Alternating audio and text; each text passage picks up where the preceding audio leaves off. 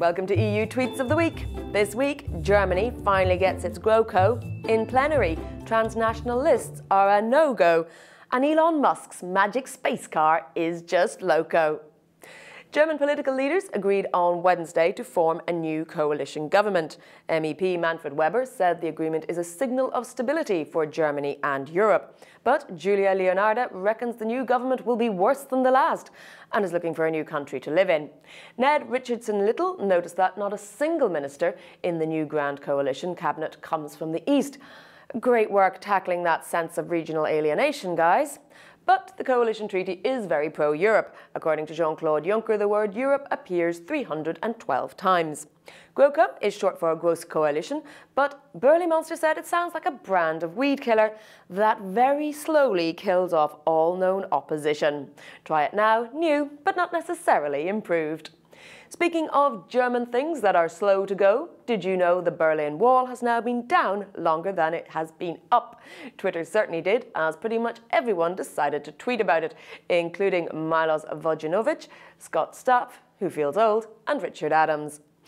Moving from Berlin to Strasbourg, it's plenary week and the big focus was on transnational lists, freeing MEPs from the chains of national boundaries to be selected or rejected by voters from across Europe. So, would they go for it or wouldn't they? Spoiler alert, they didn't. The European People's Party spearheaded the Parliament's vote against the initiative, but Zuzana Pavlikova said the EPP and GUE failed to do their homework. Sam Ryan pointed out that last month, Irish Taoiseach Leo Varadkar said he supported transnational lists, but this week his party voted against them. What did pass, however, was a stronger Spitzenkandidaten process. From now on, the President of the European Commission will be elected rather than selected. MEP Danuta Hübner said the process is a matter of democracy and transparency. Other highlights from plenary include a vote to ban geo-blocking for online shopping. But don't get too excited, pretty much all the cool stuff you want to buy online is excluded, like online TV, Netflix, ebooks, online games, music downloads. So yeah, 5 out of 10 for effort, but could try harder. And on Thursday, MEPs voted on whether or not to bend space and time. In scenes not really reminiscent of Doctor Who, the Parliament's own Time Lords decided more study was needed before deciding whether or not to scrap the changing of clocks from winter to summertime.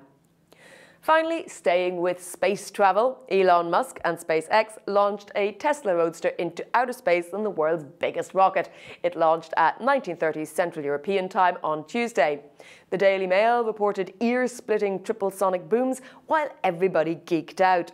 Euronews reported David Bowie's Starman was the tune selection. Stephen Fry liked the reference to The Hitchhiker's Guide to the Galaxy on the car's dashboard. And Charles de Lauzerica asked who would have guessed that heavy metal would more accurately predict the future than 2001 or Blade Runner. Nick Motown, meanwhile, was willing to bet that even in the seemingly empty, vast expanses of space, the Tesla still somehow had an Audi driving 8 centimeters behind it. This week, we are supported by Digital Europe. Join them for their annual Masters of Digital event on 20th of February, which will include the first ever Digital Europe SME Award. That's all for this week. Join me again next week for more snark, sass and shenanigans in the Brussels Bubble Twitter sphere. And send in your suggestions using the hashtag EUTweets.